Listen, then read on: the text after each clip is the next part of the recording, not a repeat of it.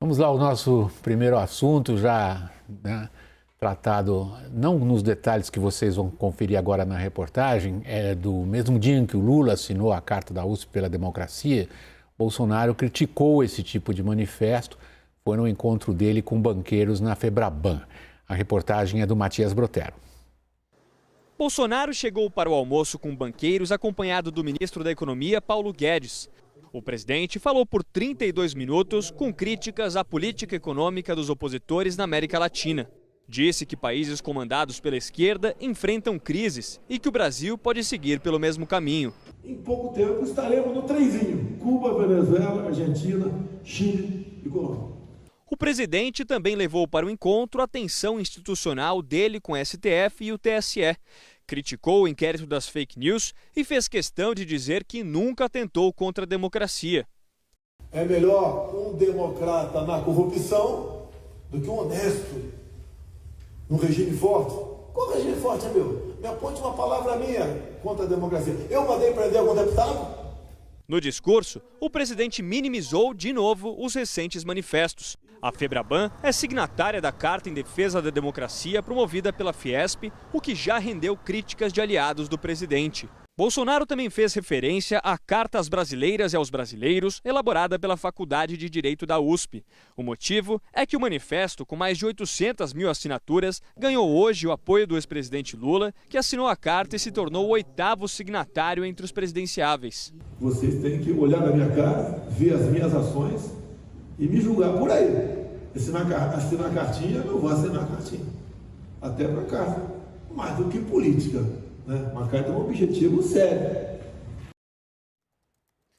Vamos começar pela Thaís Arbex. Pegadinha, Thaís. Afinal de contas, Bolsonaro cultiva ou tem medo das elites do setor financeiro?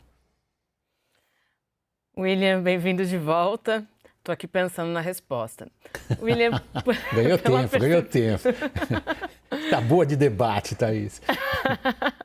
Pela percepção que eu tive hoje, a partir das conversas com pessoas que participaram desse encontro hoje na Febraban, me parece que o presidente Jair Bolsonaro tem receio, tem medo. Por que eu falo isso? Porque houve uma sensação de que o presidente Jair Bolsonaro estava ali nesse encontro num tom abaixo. É claro que ele fez críticas à carta, é claro que ele fez comparações do Brasil com países da América Latina, é claro que ele não atendeu às expectativas.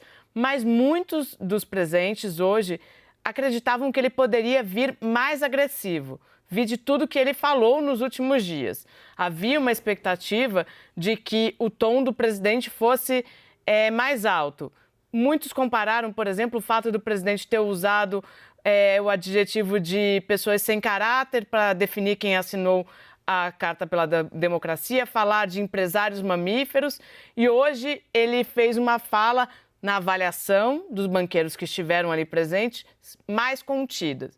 O que eles avaliaram? Que, de certa forma, esse pedido para que o presidente participasse hoje do encontro, importante a gente ressaltar isso, pedido feito pela ala política e pela ala econômica, foi uma espécie de gesto para dizer assim: não queremos que o presidente Jair Bolsonaro se isole, não só em relação aos banqueiros, mas também em relação ao mundo empresarial como um todo. Há um aspecto, Raquel, quando a gente considera a relação vamos usar uma expressão do submarxismo tão popular em boa parte da nossa academia, né? O grande capital internacional, não é muito que a gente pode usar isso, burguesia nacional, grande capital internacional, enfim, fazendo um pouco de brincadeira com esse vocabulário antigo da política. O grande capital internacional demitiu o ministro do Meio Ambiente de Bolsonaro. Bolsonaro levou a tiracolo hoje no encontro com os banqueiros. Então, se como a Thaís aponta com toda a propriedade, a política é feita de gestos, que gestos foi esse? Olha, William, não foi dos melhores, né? Teve algumas surpresinhas aí para os banqueiros neste encontro. Primeiro, a ida de Ricardo Salles, ele levou outros ex-ministros com ele, como Tarcísio de Freitas, que é candidato ao governo aqui em São Paulo, mas nenhum deles é tão mal visto quanto Ricardo Salles pela gestão desastrosa que fez à frente do meio ambiente e que traz muito incômodo porque impede muitos fundos internacionais de investir no Brasil. A segunda surpresinha foi transmitir o evento ao vivo. Isso não estava combinado, não era previsto, não é assim que funciona na praxe desses encontros, que são vistos como encontros mais restritos. Dito isso, a avaliação que eu colhi foi muito parecida com a da Thaís. Olha, era o Bolsonaro de sempre, ele veio num discurso de... vocês dizem que eu não respeito a democracia, então o que vocês querem de volta? Querem de volta a corrupção? Mas não trouxe, pelo menos, ofensas, como que era o que a gente tinha visto nos dias anteriores. E depois ali do discurso televisionado, se formou uma mesa, né, com os 5 maiores banqueiros do país, o presidente da Febraban, Bolsonaro e seus ministros, e ali o tom foi muito mais ameno ali durante o almoço. Ele falou do crescimento da economia, da redução do preço da gasolina. Então, de uma certa forma, o setor financeiro ficou com essa sensação de que o presidente, até por ter pedido para ir lá, ele pediu que se marcasse a data, pediu que se antecipasse o encontro, de que ele queria dar aí uma espécie de sinal de uma maior trégua. Tem um aspecto nisso que você acabou de mencionar, do que a Raquel agora acabou de nos trazer, Caio, que é o seguinte: o presidente pede um encontro com os representantes do setor financeiro.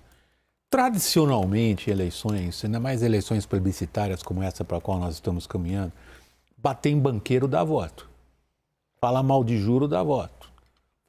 Falar mal da usura dá voto. Falar mal da grande instituição que explora você dá voto. Por que o Bolsonaro está com medo de banqueiro? Sabe que tem um aspecto aí, William, que a situação do Bolsonaro em relação aos banqueiros chega a ser até pior do que a do Lula em relação aos banqueiros e aos grandes empresários.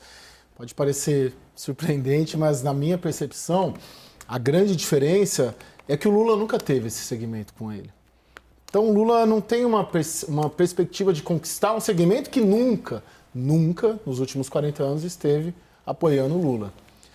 Esse pessoal teve com o Bolsonaro em 2018. E 2019, 2020, apoiou o presidente Jair Bolsonaro. Então, é mais um segmento que começa a se esvair do centro, do entorno do presidente Jair Bolsonaro, e isso ajuda a gente a entender por que a ala política e o próprio presidente Jair Bolsonaro estão tentando reconquistar. A gente viu de 2019 para cá outros segmentos que apoiaram o Bolsonaro e apoiaram o bolsonarismo e o governo Bolsonaro, pelo menos na primeira metade, com ele. Mas de 2020, 2021 para cá, ele perdendo esses campos de apoio. Então, isso ajuda a gente a entender, no momento em que o Lula avança sobre esse pessoal, pelo menos para sentar e conversar, e pelo menos esse pessoal passa a admitir a possibilidade de apoiar ou de aceitar um novo governo Lula, porque que o Bolsonaro passa... Vamos fazer esse exercício então, Caio, começando pela Thaís, eu passo logo na sequência a você também. O exercício é o seguinte, Thaís: afinal, que importância a campanha de Bolsonaro atribui a esses setores do grande capital, como eu estava brincando aqui há pouco?